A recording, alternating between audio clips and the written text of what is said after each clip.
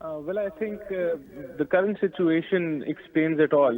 When Imran Khan, there were no restrictions on KPK, there were no restrictions in Gilgit-Baltistan, and he could not gather a large crowd from both those places. The whole province couldn't bring, more than a few thousand people.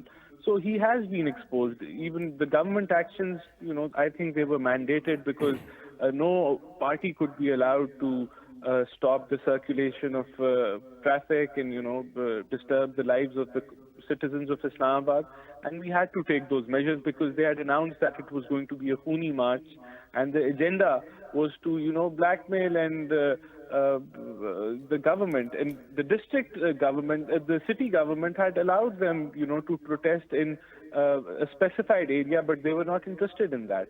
So I think those actions were warranted, and PTI was exposed to a full extent on the fact that they do not have the support of the people to come out the way they thought they were going to come out. And I think this march what do you today. expect now? What do you expect from this peaceful call for protest at this time? Is it like, Javed Jadoon Saab is saying, is it a testing ground for them to see what kind of support they have, whether their people will actually come out or not? How does the government see it?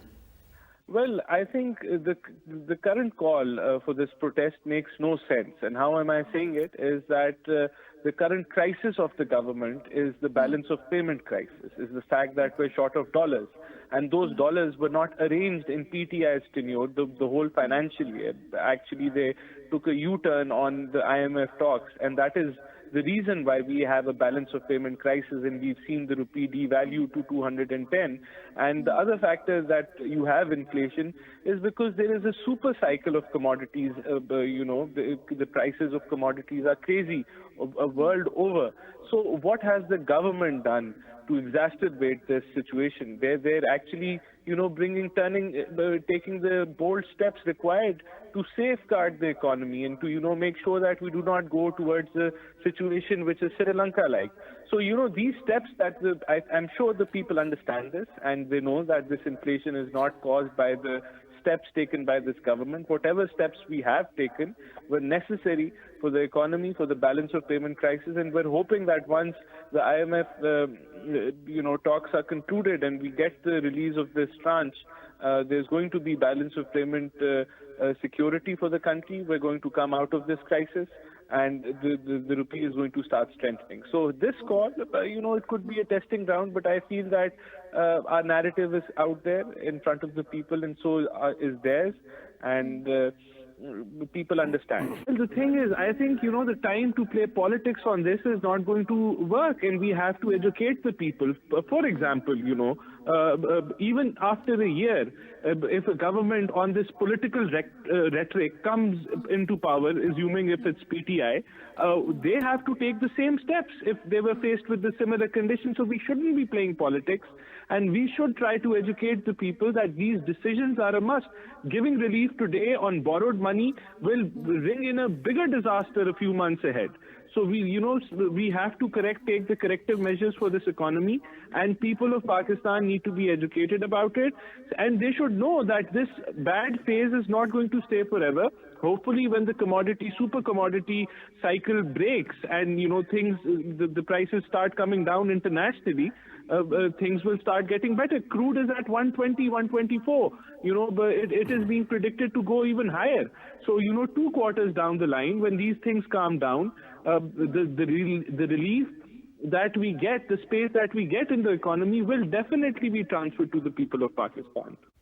Well, I'd like to respond that what I'm saying is that we are in a balance of payment crisis because of what Imran Khan government did. That is the biggest challenge being faced by the government currently.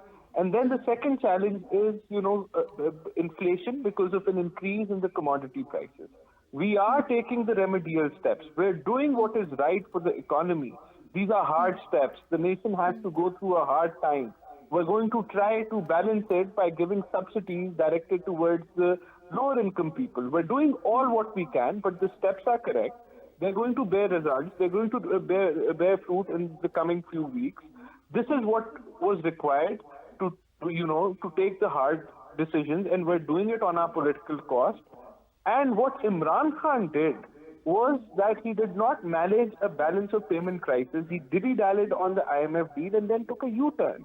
So we're doing everything possible which is required, and we're taking all our coalition partners along, and we hope that Imran Khan would also come in the National Assembly, sit there and do opposition. And that is what should be done. This government is not a fascist government like Imran Khan government, which will not talk with the opposition. We're willing to do that. But he should let go of his unconstitutional I'm demands. running out of time, but I need your opinion on this. Don't you think that eventually, I mean, of course, we are the protests or no protests, as far as not coming into the assemblies, wouldn't you agree that it's actually the loss that is going to come? It's going to come to PTI, because they are, of course, you are certainly in a convenient position in terms of passing legislation with little to no opposition in the assemblies at this time. So, for them to take this decision is really going to reflect on their own political party, whether, they say it has to do with the legitimacy of the government, acceptance of it or not. It's allowing you enough room to do however you want to proceed. Well, you could say that, and you could also say, I would wish that if they come in the assembly, that would strengthen the system. That would strengthen the system of this parliamentary government form of system, and we wish that they would play their part.